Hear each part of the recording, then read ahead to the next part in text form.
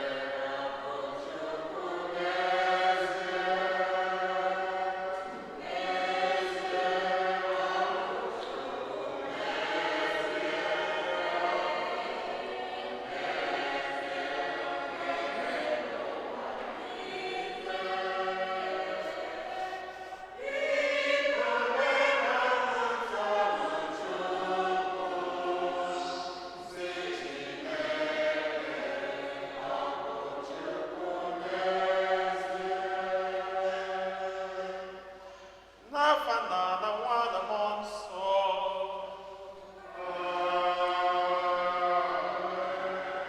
Ka ngọzi nke onye nwe anyị Jesu Kristi na ịhụnanya nke Chukwu na ịdịkọ n'otu nke mmụọ nsọ na-enye dịrị unu niile.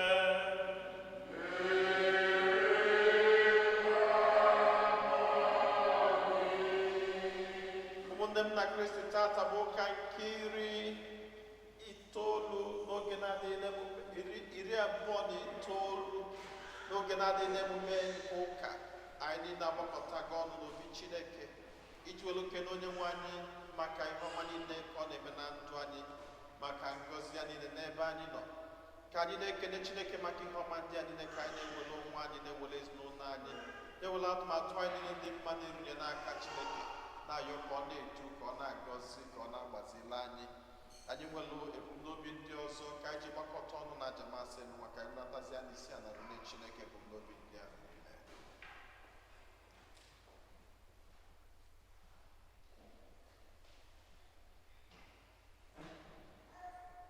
Ụmụnna, ka anyị kwado onwe anyị nke ọma maka nnukwu mme nke Yukarịstịa nwa site n'ikwupụta njọ anyị.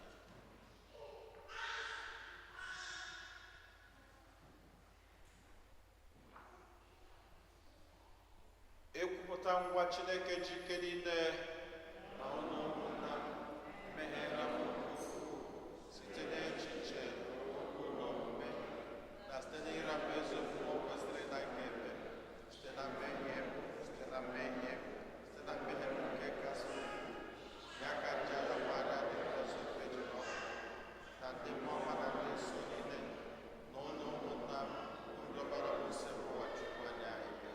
Ka Chineke ji ike niile mere anyị niile ebere gbala anyị nche anyị ka mmadụ anyị na ndụ ebebe.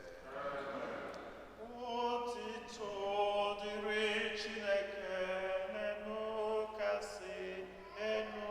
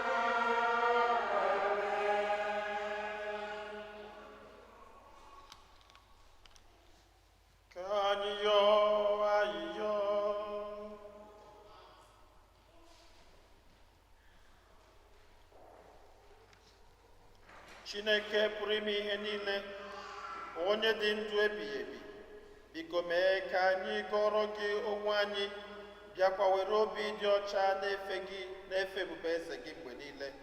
Anyị yọrọ nke a site na nwe anyị Jesu Kristi nwa gị, onye gị na ya dị ndụ na-achị dị dịkọ n'otu nke mmụọ nsọ, otu Chukwu site n'ụwa ta ụwa niile.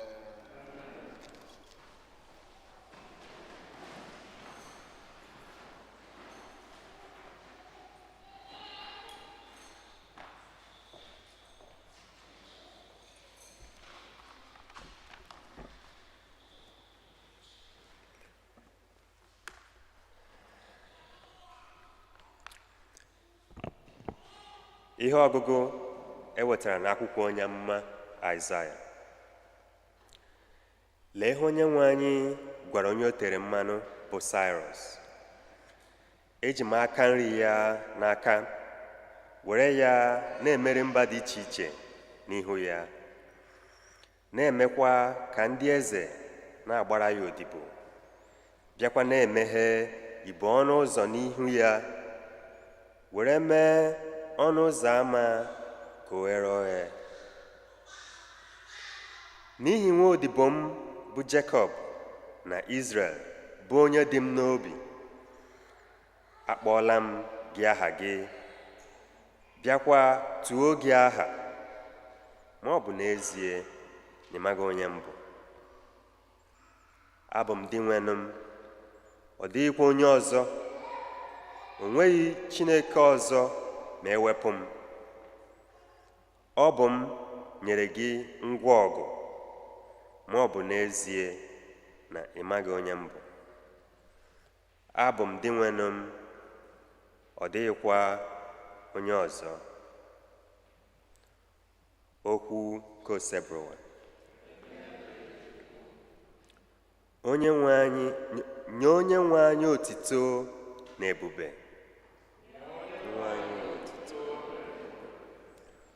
Were onye nwe anyị ukwe ọhụrụ, ala niile werenụ onye nwe anyị ukwe. Kọọnụ akụkọ otito ya n'etiti mba niile. Kọọnụ akụkọ ọrụ ebube ya n'etiti mmadụ niile. Nye onye nwe anyị otito na ebube ya. N'ihi na onye nwe anyị ebuka, o kwesịrị inye ya nnukwu otito. Ọ dị egwu karịchaa chi niile, n'ihi na chi niile nke ndị dị mbọ niile dị iche iche bụ ihe efu, ma ọ bụ onye nwe anyị mere igwe. Onye nwe anyị otito igwe. Ezinụlọ ụmụ mba niile, nye onye nwe anyị otito na ebube. Nye onye nwe anyị ebube kwesịrị aha ya. Butenụ onyinye bata n'ogige nsọ ya. Nye onye nwe anyị otito na ebube. Yiri n'uwe nsọ fee onye nwe anyị ofufe. Ụwa niile mawanụ jijiji n'ihu ya. Kwuonụ n'etiti mba niile sị, onye nwe anyị bụ eze. Ọ kwụbara aka ọtọ na-achị mba niile.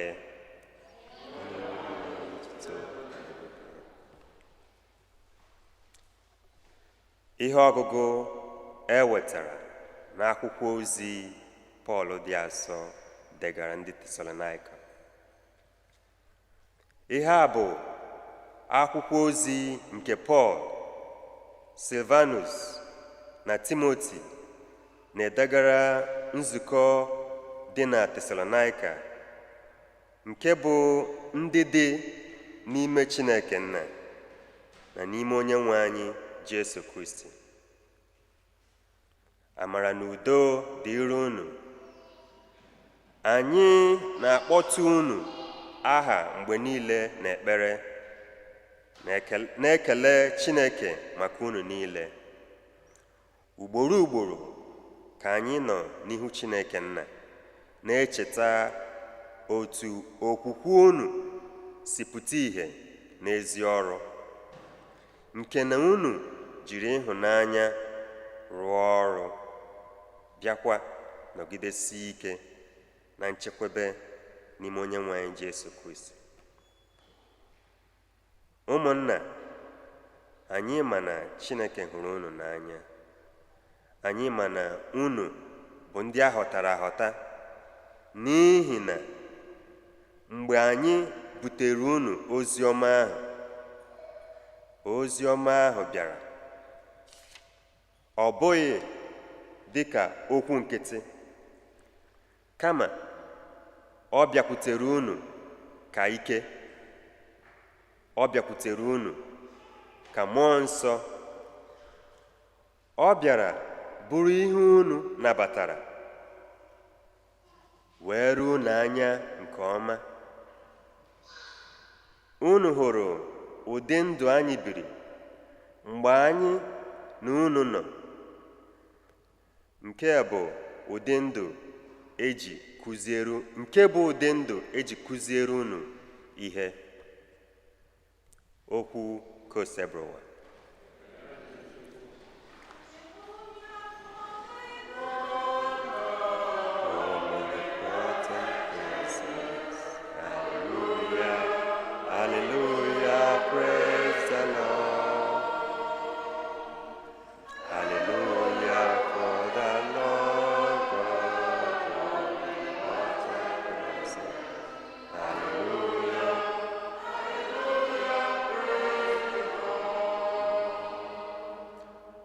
Okwu Chineke ghọrọ mmadụ wee binyere anyị.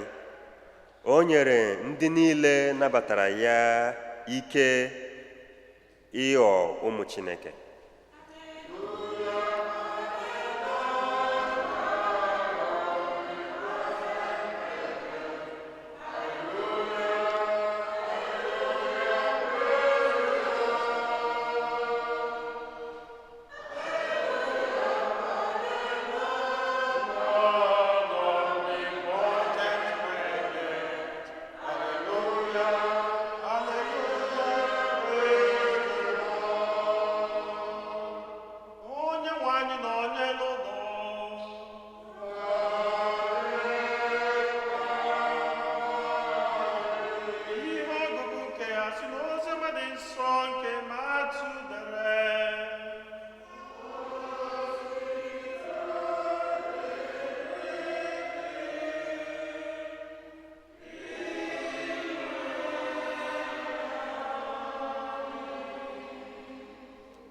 Farisi hụrụ ịgba izu otu ha ga-esi nwudo Jesu site n'okwu ọnụ ya.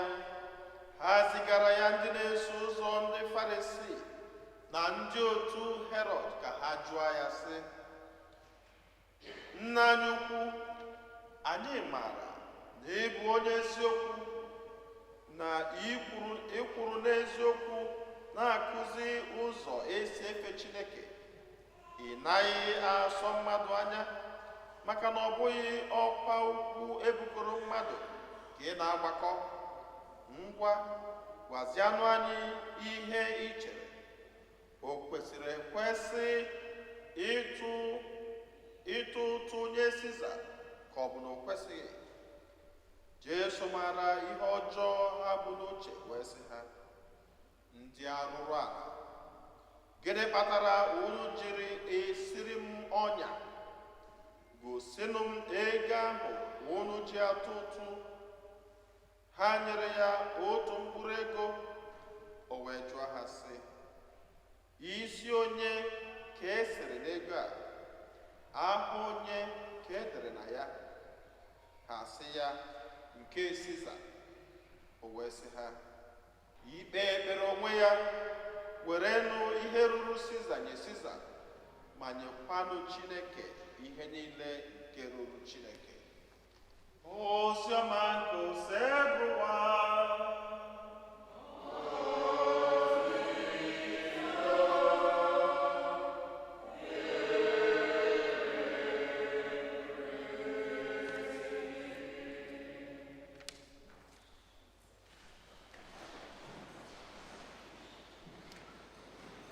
Amen.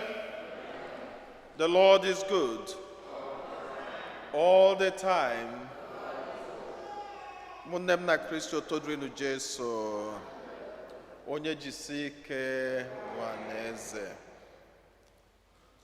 Na ọmalịcha ihe ọgụgụ agụgasịla anyị tata. O nwere ofu nnukwu ihe ọ na-akpalite n'ime mmụọ mụ na gị. Nke mbụ bụ, onye ka Chineke bụ n'ebe nọ? Kedu etu isi ghọta Chukwu? Kedu ihe ị chere Chineke bụ? Kedu etu gị na Chineke si enwe mmekọ? Mgbe ị nọ n'ọnọdụ ọgbaghara, Chineke ọ ka bụ Chineke n'ebe ị nọ? Ka ọ bụ ịnọdụ n'ọnọdụ ọgbaghara, Chineke agbata aka? Ebe mụ na gị nọ tata, Chineke bụ nnukwu onyinye nyela anyị. Ọnya mere na anyị amapụ nata ebe ọ nọ. Ya bụ na tupu anyị akọbazie ihe ọgụgụ agụla anyị ga-abụrụ ya bụ Chineke abụ n'ụzọ pụrụ iche.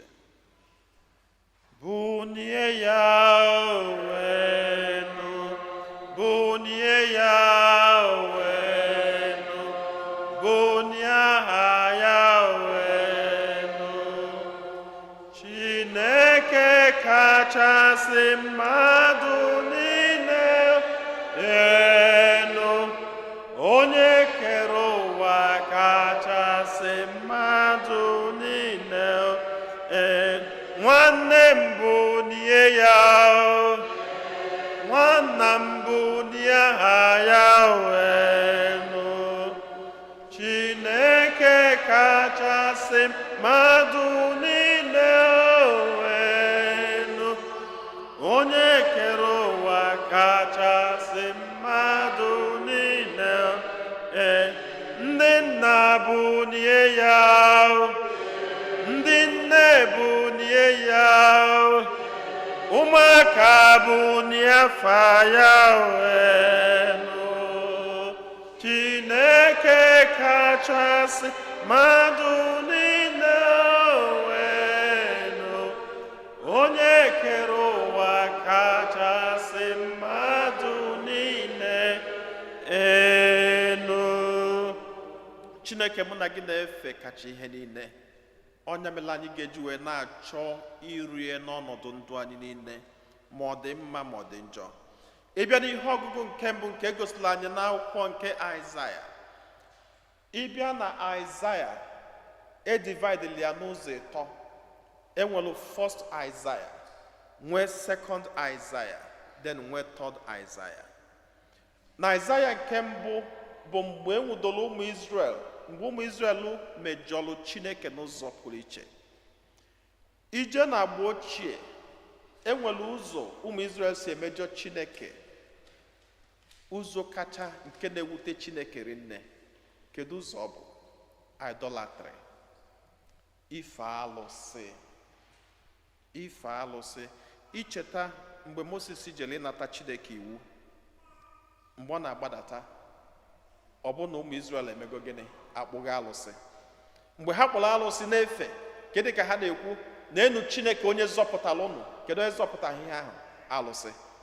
Asị na mgbe Moses lidata n'anya bụ ugwu, iwe were Moses rinne, Moses wee were ihe megide kulisi alụsị niile ahụ. Ana ọ bụrụ sọsọ na ọ kulisiri alụsị niile ahụ, kedụzi ọpịpịa Chineke nyelụ ndị ahụ? Ọpịpịa Chineke nyelụ ha bụ na ije ha kwesịrị ije 40 days. How many days ka ha jere ya? 40 years. Nekene. Ije 40 days ka ha jezili 40 years. Gịnị ka o ji bụ 40 years? Maka na Chineke chọrọ ka ndị okenye niile ahụ lụrụ ya bụ alụlụ a na nwụọ n'ime ọzara. Ka ndị okenye niile hapụ ịfụ ihe ọma ya bụ Chineke kwadobelu ndị nke ya. O wee si etu ahụ dobe ha n'ime ọhịa, ha niile wee megịnị? Kpochapụ. O wee gosi na mmadụ ife alụsị na-ewe Chineke iwere nne. Onye na-eje ụka a na-enwe chi ọzọ. Onye na-eje ụka a na-agba afa. Maka na onye na-agba afa, ka m chetakwala ụnụ ịbanye n'akwụkwọ nsọ mgbe Chineke jụrụ eze Saul, when God rejected Saul. Kedu reason Chineke ji reject Saul? Apart from ihe niile Saul mekọtara, nke wekarịcha Chineke iwe o ji wee jụ Saul bụ na Saul jekwuru ndị amụsụ, the witches and wizards, wee jụọ ha sị, nyafugo na ya na-adazi ada n'ọchịchị ezi ya, gịnị ka ya ga-eme? Saul ejekwuru ndị witches and wizards ahụ. Chineke wee sị ya, Saul, tata ka ukpu eze gị ga-ana. etu a ka Chineke si werezie ọchịchị Sọl megene nye David. O wee gosi anyị na Chineke ada achọ in any way that we compromise our faith. In any way. Ọnya bụ inene ihe dịka iwu Chineke, the 10 commandments. Na mbido kedu ka o kwuru? Abụ Chineke ụnọ. Unu emena gịnị? Unu enwena chi ọzọ belụsọ m. Don't compromise me, because if you compromise me, I am going to hit you so bad. Ụmụ Israel mere ya bụ ihe Chineke wee megene wee zije. Before then, ụmụ Israel na-achọ ije ọgụ. Kedu etu ha si eje ọgụ? Ha ga-ebulu igbe ọgbụgba ndụ dobie. Ha na-abụ abụ, ha da-atụ, ha da-agba mbọ egbe, ha da-agba mbọ, ha da-agba ụta, ha da-atụ ube. Dọsị ha ga-eme bụ eburu igbe ọgbụgba ndụ dobe. Ha na-abụ abụ, ha na-abụ abụ gị na-eme. Chineke na-anụ ọgụ, ndị niile na-abịa ọgụ a na-eme gịnị? Mgbe ụfọdụ ha egbusibezi onwe ha. Unene mgbe ha gafelu n'ime mmiri nke Nile, mgbe Fero na-achụ ha n'azụ, mgbe asị Fero, let my people go, ha zọpụrụ ije banye n'ime mmiri. Fero na-achụ ha, Chineke na-ekekọsị ụkwụ ịnyịnya ibu Fero, kekọgide. Ozugbo ụmụ Israel gafechara, Fero mabata n'ime mmiri, mmiri megide, mmiri mechie. That was how God was fighting for his people. Mana mgbe ọbụla hapụrụ n'iru Chineke mebe ihe ọzọ, ma ọ bitọba aka na alụsị, ma ọ bụ ebe ọbụla, ma nke ekenye n'ukwu, ma nke agbanyere n'ụkwụ, ọ na-ewe Chineke iwere nne. Nya ka ha melụ. King Nebuchadnezzar, eze Babylon, wee bịa ọgụ. Eze Babylon abịazi ọgụ, ụmụ Israel bulukwa igbe ọgbụgba ndụ pụta, wee na-echenụ ka Chineke megere n'ụba ọgụ. Mana ijego binye aka n'ihe ọjọọ, ị na-echezi ka Chineke n'ọlụ gị ọgụ, onye ga-anụrụ gị ya? Chineke si anala. A na-eche ka Chineke bido ọgụ, Chineke na-efe anya n'azụ. Nebukadneza wee dalụ ha niile pịatapịa. O gbuchazie ha niile, ndị fọzila afọ, mkpụrụ one ma one fọrọ afọ, ebukọrọ ha niile megịnị jebe Babilọn. Kedu ihe ọjọọ mekarịchalụ ha? Na nke mbụ bụ n'okwu ụzọ ebe ha nwere asụ obodo ha, o mebisia ya. Jee na nnukwu tempụl ahụ Solomon lụrụ, megịnị kulisia tempụl ahụ, because tempụl ahụ became the symbol of victory for Israelites. Nebukadneza jee wee tempụl ahụ niile megịnị kulisia. Ọ bụ ọsọ n'ọkụ ifu punishment Chineke na-enye for idolatry, ọ na-ebu nnukwu ibu. Ọkụlisia tempụl niile ahụ, ọ bụ ọsọ na akụlisi tempụl. Nebukadneza werezie iko niile, ihe niile eji achụrụ Chineke aja, were nọdụ ya na ndị nwaanyị ya na ndị concubines ya, weluzie mmanya eji enye Chineke onyinye na-eme gịnị na ya ṅụọ.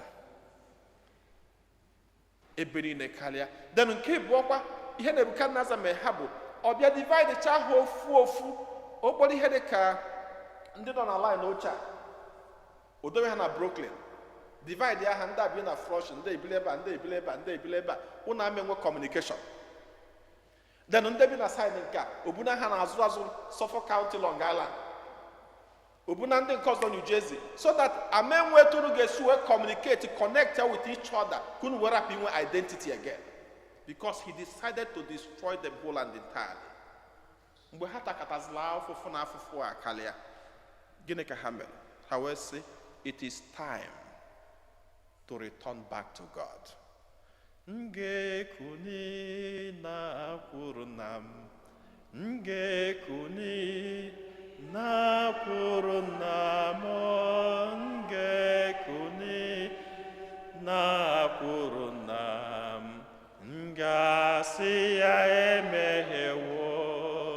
That was what they did. They went back to him. Kedebe Hajel. Ha wee jebe na Wailing Wall. The remnant of that wall. Nebuchadnezzar kulisi.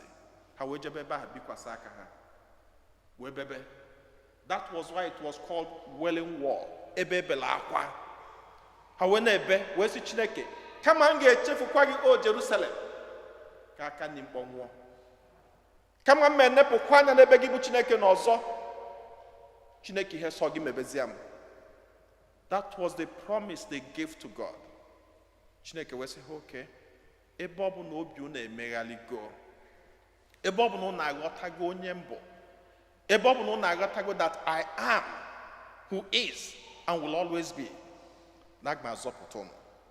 O wee zije onye a na-akpọ Cyrus eze Cyrus wee nye nnukwu ike dị egwu wee si abanye na ebe ọbụla gị bụ Cyrus kwu na eze ọbụla kwu ebe ahụ na ị ga-eme gịnị na ị ga-akwatie, because you have come back with my power. There is no power greater than power of God, no matter what it is. No matter what it is. Enwero ihe ọsọli abụlụ enwego ụbọchị nkwuli ebe a echeta m mgbe when we were growing up, one man that mafia, eventually he made money.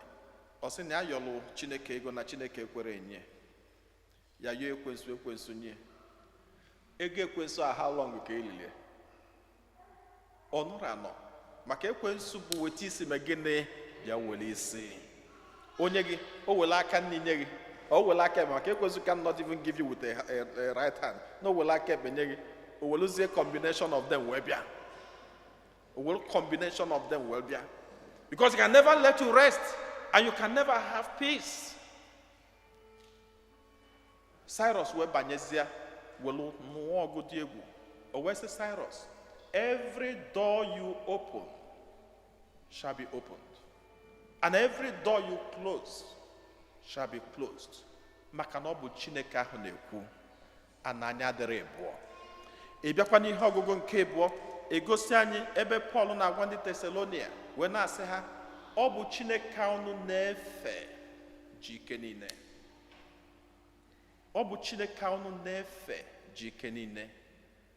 Dị na-abịazịa n'ozi ọma ebe bụ ọkpọkọpi ya again. Ewegosi anyị ebe ụmụ Israel ndị Pharisee bịakwutere Jesu and they came with deceit. Sometimes when people come with flattering words, watch it. Be very, very careful, because now the first phase of the flatter may not be what the point is, or the second part. Now watch ya. But na mmadụ bịa odozibelu gị okwu na amụ adịrị agha, watch it. Mgbe ụfọdụ ọ bụrụ ihe ebu n'obi ka ewepụta na mbido nke a ka bụ part 1, part 2 ka na-abịa. That's why anya gị eju eghele oghe at every point. Abịa n'ihe na ahụ ha wee bịakwute Jesu wee na-asị ya, onye nkụzi anyị ma onye bụ ịda atụ mmadụ ụjọ, ị na-ekwu okwu n'iru ndị eze, ịda mmadụ amapụ gị. Ha bụrụ ụzọ gozie na ịbụ onye nkụzi, ha ma onye bụ. Emechaa ya kedu ebe ha bido ha wee sị ha etochara ya ozugbo Chineke Jesu na-ene ha. Then the next thing ha wee sị ya, Caesar sị anyị tụba ụtụ, anyị ga-enye Caesar ego ụtụ isi. Jesu wee nene ha wee sị ha, kedu ihe unu ji anwa m ọnwụnwa? Why are you putting me into temptation? Na mma na ihe unu na-ajụ m abụrụ ezigbo ajụjụ na ọ bụ ajụjụ obi ọjọọ. Na mma na okwu niile si unu n'ọnụ apụta ma otuto niile unu tolu m enwero nke bụ ezigbo nọ nke obi ọjọọ. O wee sị ha, ngwa nyenụ m ego ka njide. Isi onye dị n'ego a. Na kedu ihe Jesu ji welu kwuo okwu ahụ o kwuru? Ihe o ji wee kwuo okwu ahụ bụ na nnukwu ọnya na-abụ ka esi etilie. Ọ daje ebe a ọ tọrọ atọ, ọ daje ebe a ọ tọrọ atọ. Kedu etu o si tọ? At the point ndị a na-ajụ ajụjụ a, ndị Israel nọ under Roman bondage. So ndị Rome na-achị, and so onye ọbụla Rome na-achị ga-eme gịnị? Ga na-atụ ụtụ isi. So ha wee sị ọ dị mma ka anyị tụba Rome ụtụ isi. Ihe ha na-achọ bụ Jesu sị ka ya gosikwa ha kwa mụ na ụnụ bụ ụmụnne, ụnụ atụkwuo na Rome. Jesu mee emekwuo ya sị ụnụ atụ na Rome. Gịnị ka ha ya eme? Ha ejekwu Caesar. Si Caesar kwa ifuru nwoke akwụ ebe a, ọ sị anyị atụzie na gị ụtụ n'ọkwa agwa gị na ọ bụrụ ezigbo mmadụ, tigbuo ya. So sị onye ahụ kwere ọ bụghị m nwa ya ama m. Kedu kwa ọzọ ha kwere?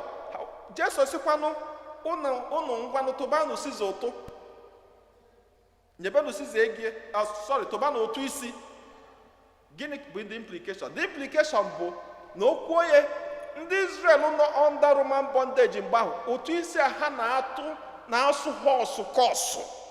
ọ na-ewutegharị nne na ha na-ewele ego ha kwesịrị iji wee na-edozi ụlọ ụka na-eme gịnị na-enye Siza. Ya bụ na ọ sị ha ngwa tụba n'otu isi den ihe omenu bụ na ọ bụghị enyi ha na ọ bụghị nwanne ha na ọ na-emegide ha, so ha wee kwuo ọnya ahụ. So nke ọbụla o kwuru ọ danyela adanye. Jesu wee sị anyị nụ m ego ha nye. O wee sị isi onye dị n'ego a, ha sị anyị isi Siza. Ọzọ na nke kwana ihe ụnụ na-ajụ m welekwa na ihe Siza mee gịnị nyekwu ya nọọ nke Siza ka ọ bụ ọgwa nwe isi ọkwụziri isi dị n'ime ọsị ngwagwanụ ngwongwo Siza nyekwa nne ya na tabanụ. Onye ọ na-akiri mezie ya. Mgbe ụfọdụ anyị ndị mmadụ eyuzugo okwu okwu a were ụgha aghụghọ ụfọdụ. Ị ga-afụkwu mmadụ onye chọrọ ime ihe ọjọọ ọsị ọkwasị na sekọmstansị ya fụrụ onwe ya na ọkwa asịsị were nke Siza nye Siza were nke Chukwu nye Chukwu. Ụfọdụ ejigo okwu wee jee ọgwụ ọgwụ ọsị na mgbe ya mekata ọkwasị were nke Siza na ya nye Siza nke ụbọchị ụka kwa ya bịa n'ụlọ ụka mekwa donation. Ndị mmadụ ejigo okwu a wee mee ihe dị iche iche. Mana anyway na ọda asị m kwuo gịnị bụ iwelu nke Siza nye Siza tata na tata anyị ya. Iwelu nke Siza nye Siza bụ go and vote. Ụnọ nụrụ okwu a nkwu. Welu nke Siza nye Siza. Kedu nke Siza tata mụ na gị na ebe a taa? Go and vote. Jee tụọ vote. Ọnya bụ nke Siza. Maka na ịtụọ vote ọ dịlị gị mma, dịlị ụmụ gị mma, dịlị ụmụ gị mma, edozie skuls nọ na kaụntị ebe ibi kama isi ebe a na-agba ọsọ ka ibuje ka ị gbanaga n'ime Long Island ebe edozili ndị ọcha ka iwe jebiri n'ezigbo kaụntị na-akwụgbo onwe gị na tax. Mana ịtụọ vote anyị nwee ike hold our leaders responsible, edozie schools. I remember mgbe m mee program na PS224 ebe a ịbanye na klaasị ụmụntakịrị a eju onwe gị o sonye njụzi na mama akụzi elementrị enweghị ezigbo ihe ọma dị ebe ahụ, enweghị ofu ezigbo ihe ọma dị ebe ahụ. Ụmụaka nọ praịmarị 2 ka ndị sekọndịrị skuul mmadụ ha lụrụ ala. Why? Because they put the best investment around them. Ya bụ na anyị tụọ vote ihe ọma abịala anyị nọ na-criticize si mee nka. Let us go and vote. Vote na-ebido next Saturday 24th of this month. Ọnya bụ welu nke Siza nye Siza. Kedu nke bụ welu nke Chukwu nye Chukwu? Bụrụ ezigbo mmadụ, nwee ezigbo obi, kwuo eziokwu, fụ Chineke gị n'anya, na-ekpe ekpele, chekwube na Chineke, nwee okwukwe siri ike. Ọkwụnụ nkụzi aka Chineke na-akụziri mụ na gị tata. Chineke anyị na-efe dị mma. Ọ na-abịakwute anyị mgbe ọbụla anyị na-achọ iri. Ka anyị na-achọ Chineke n'ọnọdụ anyị niile site na Kristi onye nwe anyị.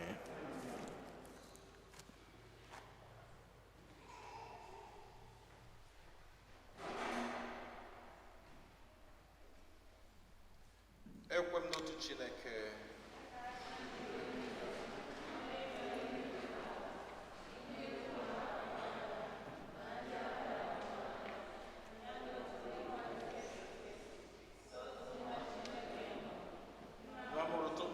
Ụwa niile Chukwu si na Chukwu, ihe si n'ihe, ezi Chukwu si n'ezi Chukwu, amụrụ ya amụ, emeghị eme, ya na nna bụ otu ihe n'ihe ha ji bụrụ Chukwu. Onye si n'anya mee ihe dum, onye maka ihe anyị bụ mmadụ na maka ihe nzọpụta anyị si n'eluigwe gbadata, were ahụ na Virgin Maria site na Mmụọ Nsọ ọ bụrụ mmadụ, abịa gbogbo ya n'obe n'ike anyị. N'oge ọchịchị Pontius Pilate, ọ taa ahụhụ, ọnwụọ, elie ya. O bilitere n'ụbọchị nke atọ ka Mmụọ Nsọ si kwuo.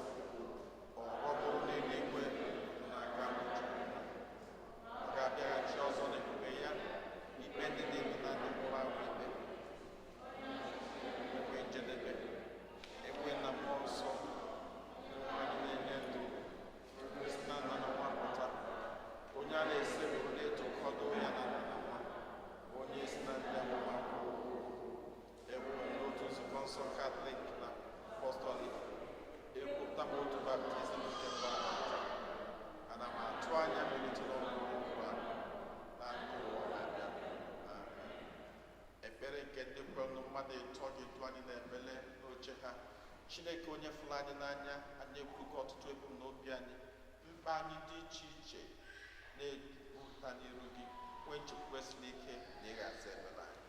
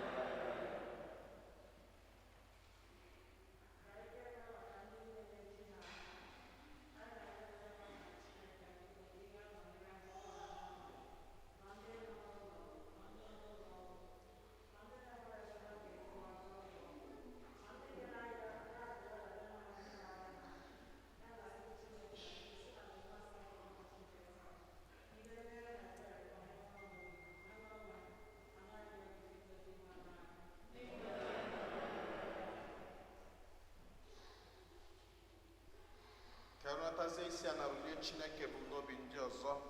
Anyị na-echetakwazị ụmụnna anyị ndị a niile, Pa Uche Sinio Anyanwụ, onye rapụrụ ụwa n'ụwa, ya na Ezinne Cecilia Nna, onye nke rapụkwazịrị ụwa. Ka Chineke nabata mkpụrụ obi ndị a niile na ndokwa.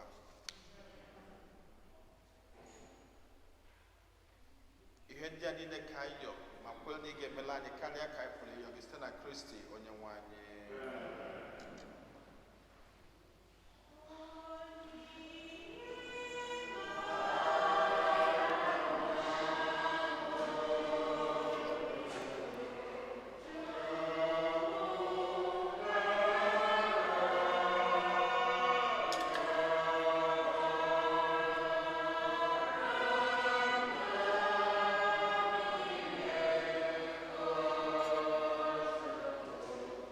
Amen.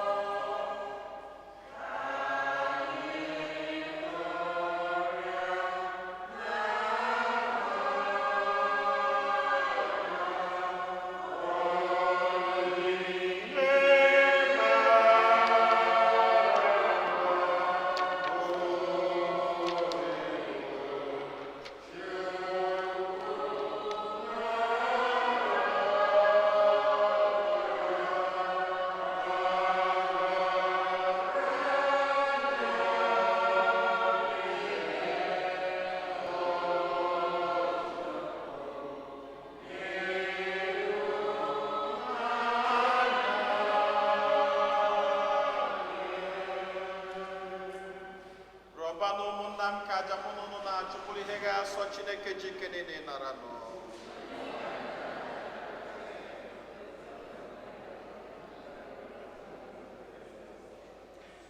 Onye nwe anyị mee ka anyị jiri obi anyị niile were onyinye i nyere anyị na-efe gị.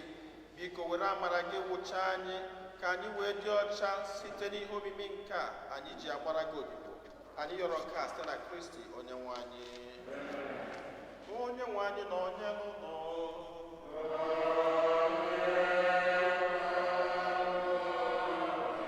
welite n'obi enu.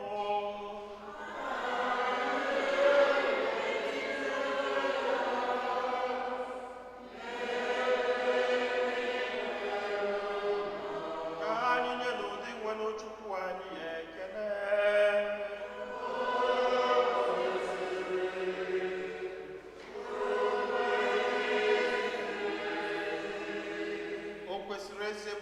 Ihe ziri ezi na-asọ ndụ na anyị ga-enye gị ekele oge niile na ebe niile. O nna dị nsọ, Chineke jikere nọ dị ụwa ta ụwa, onye jiri ihe mere o nwere maka mmehie mmadụ, kwere ka amụọ ya na Virgin Maria. Ọ gbapụtala anyị n'ọnwụ ebe ebe site n'ọnwụ ọ nwụrụ n'elu obe, ya si na mbilite n'ọnwụ ya nye anyị ndụ.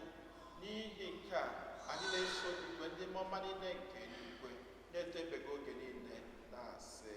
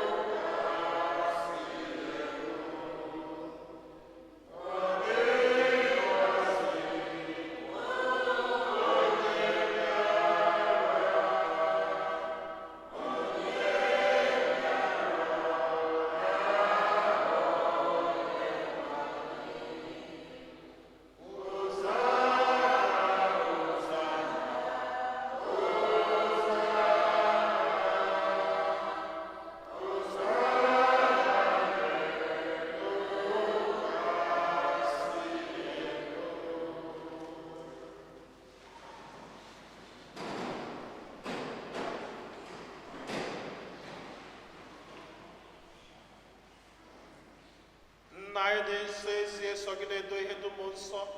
Anyị arịọ ka ido onyinye ndị a nsọ site ịrụkwasị ha mmụọ gị, ka ha wee ghọrọ anyị arụ n'ọbara nke onye nwe anyị Jesu Kristi, onye bịara tupu edunya n'ọnwụ nke o jiri aka wee nara were achịcha nye gị ekele na otito nyawa ya, nye ya ụmụazụ ya sị, naranụ nke a rienụ ya ọnwụ niile, nke a bụ arụ m nke a ga-eduru nye maka ụnụ.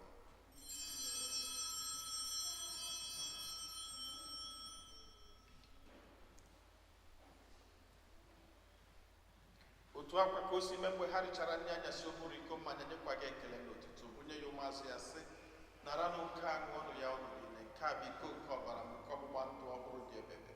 A ga-agba ya n'ihu nna n'ihi mmadụ niile ka e were gbaghara njọ, na-emenụ nke a na ncheta nke m.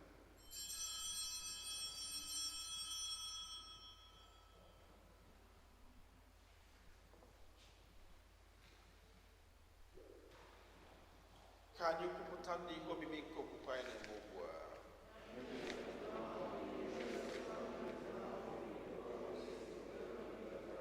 Nna, na ncheta nke ọnwụ na mbilite n'ọnwụ nke nwa gị, anyị ebunye gị achịcha nke ndụ na iko nke nzọpụta. Anyị na-ekele gị n'ihi na ikwere ka anyị dị mma ekwuru n'ihu gị na-efe gị.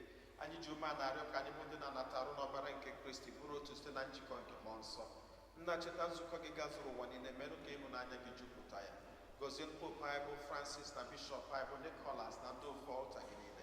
Chetakwa ụmụnna anyị ndị ji okwe wee gaa n'ezumike nke ọnwụ, kpọbata ha na ndị ọzọ niile nwụrụ anwụ n'ihe nke mgbe gị. Biko meela anyị niile ebere, ka anyị soro Virgin Maria dị ngọzi nne nke Chukwu na ndị apọstọl na ndị nsọ gị niile, ndị mere uche gị n'ụwa eketa ndụ ebebe.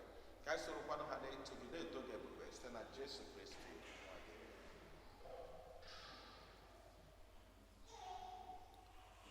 Ihe niile kere eke na-eso onye bụ Kristi, na-esikwa n'ime na n'aka ya na-edekọta otu nke mmụọ nsọ na-enye gị bụ Chukwu nna ji ike niile nsọpụrụ n'otuto niile site n'ụwa tụ ụwa niile. Nna anyị nọ n'eluigwe,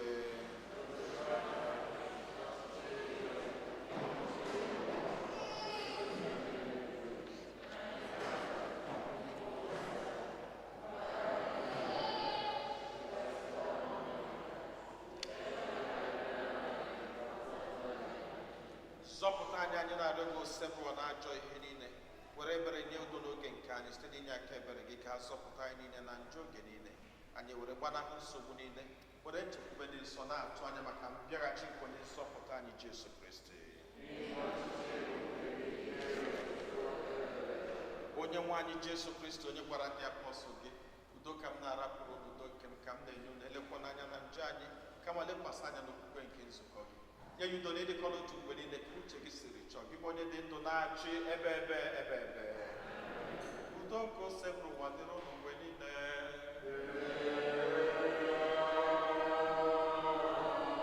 Nyerịta n'onwe unu wee kene udo.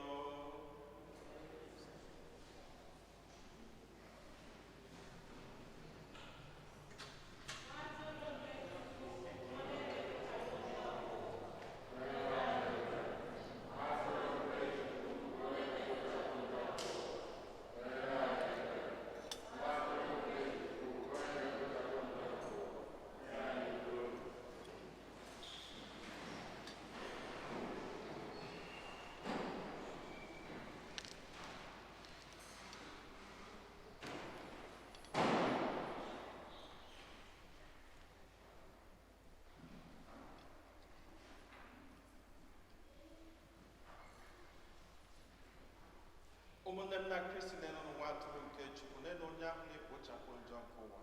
Anyị na-enwekwa n'isi ọma bụ ndị akpọ n'ori nke nwa atụrụ Chineke.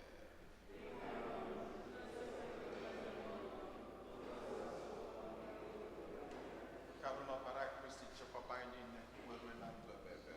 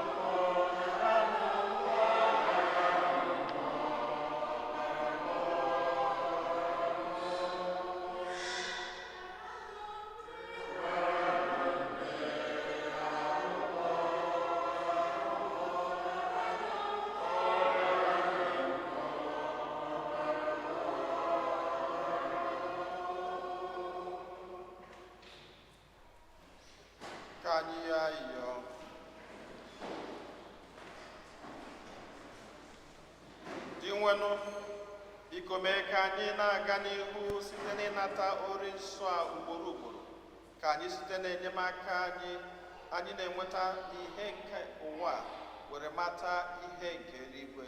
Anyị yọrọ nke a site na Kristi onye nwe anyị.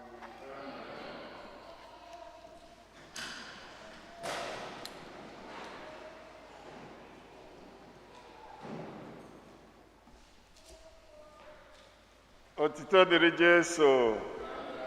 Otito dịrị Jesu. Second collection for World Mission Sunday, because in the choir, World Mission Sunday.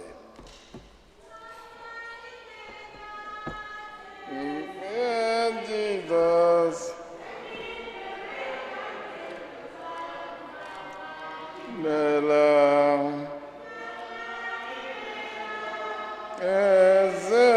Jesus.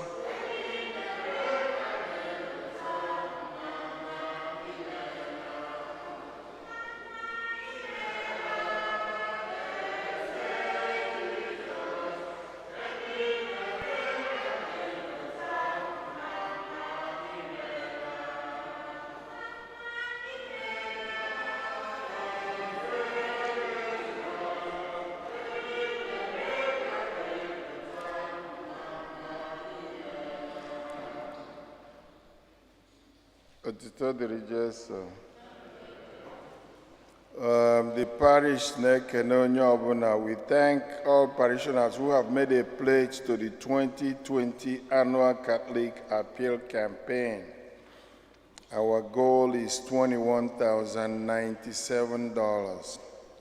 As of now, we received pledge totaling $14,888. We are getting closer to our goal. Envelopes are available at the front and back of the church. Please collect one if you have not. We know that these are difficult times, and we thank you for your effort in supporting the Bishop campaign. Anyone requesting for mass intention, please do so 1 week in advance. Like now, they have put for coming Sunday. So if you want to book, that will be Upper Sunday. October is the month of Holy Rosary. We have the Mass every Friday, 8 a.m. and 7 p.m. Remember, the COVID protocol is still in place. Sanitize as you enter the church, wear your mask, and social distance. Registration for religious education for this year is in progress. Returning students will receive registration forms by mail or online. Newcomers, please contact the Radley office Monday through Friday, 9:30 to 4 p.m. Please register as soon as possible. All Souls Day is approaching. We are dedicating candle to pray for our beloved departed. If you would like to dedicate a candle for our loved ones who asked, you can still fill out the form in the bulletin. So pick up the bulletin. The donation is $30 for the entire month of November, All Souls. Because I cannot collect ego for Dr. Nas Mother's levy if you have not paid. Because if Solomon is at the back of the church. And where any birthdays,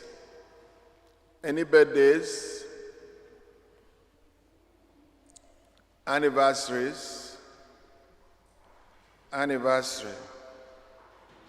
nobody's celebrating. Please, Emeka, stand up. The young man who did the reading today, you know he has always been here doing reading for us. He is getting married next month, but because of COVID, people are limited, but he wants you to remember him in your prayers as he enters this union. Because kunu na-echeta n'ekpere. Make us sit down.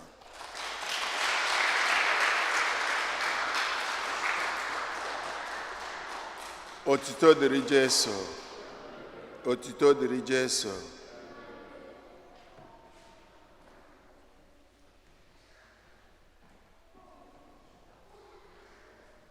Otito dịrị Jesu na ndụ ebe mmemme onye jisi ike Olúwa n'eze.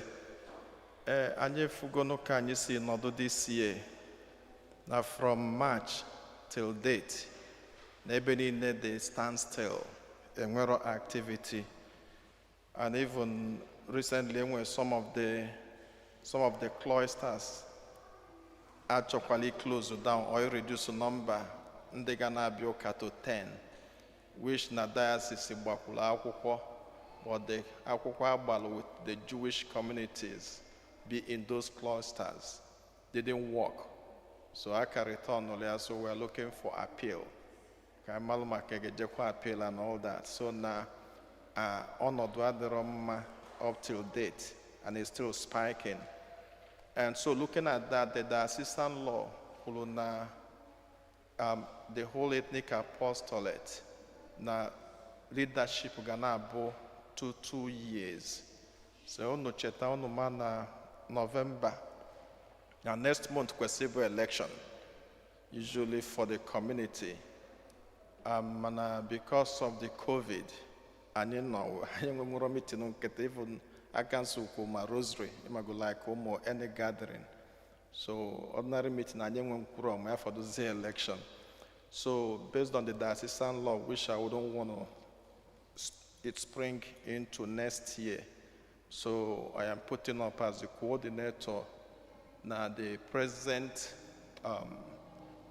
regime Nachi Bidolo last 2 years, that they will continue from the office of the vice chairman, secretary, treasurer, financial secretary, and the rest of them. And then on Kendina, that they will all continue. Kanina Nezianya by 2022, I guess. Yeah, 2022. Then likely back again was a fresh election. So Kairap is stretchable one in conducting new election because it's virtually not possible with the situation. We can't even come together. And Anyame, we can't violate the diocesan law.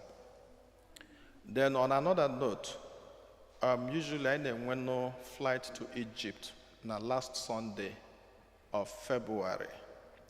Anyama beretu situation gade. Anyama bero go by then, and again we go a new law. But again, in lieu of that, I spoke with one of the bishops, auxiliary bishops, Bishop Massa, na meeting na Imelo. So, all the possible in the I've got the name we're on gathering because na flight to Egypt is a very pivotal structure. Then as Fortunata, and we can't let it just pass.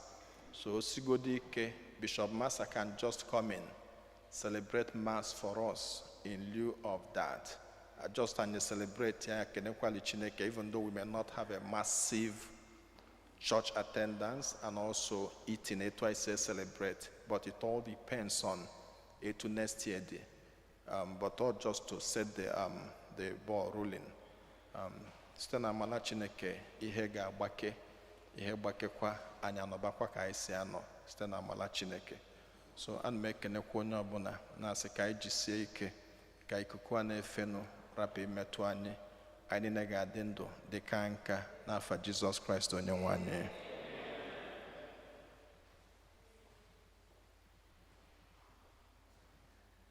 Onye nwe anyị na onye lụlụ